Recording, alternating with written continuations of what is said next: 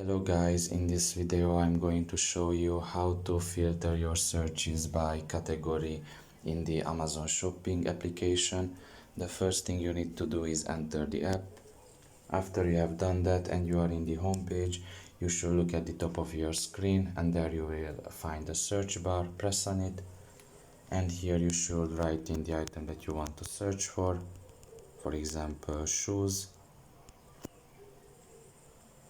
And you can see the filters option in the left side of the screen. You should press on it and you can see here the second option, which is categories.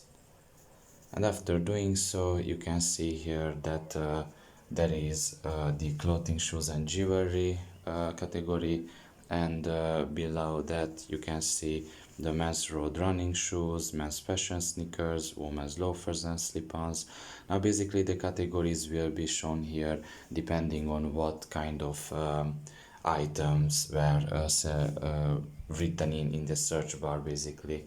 So if I write in shoes, it's obviously going to be in the categories either shoes, sneakers or slip-ons and so on and so forth.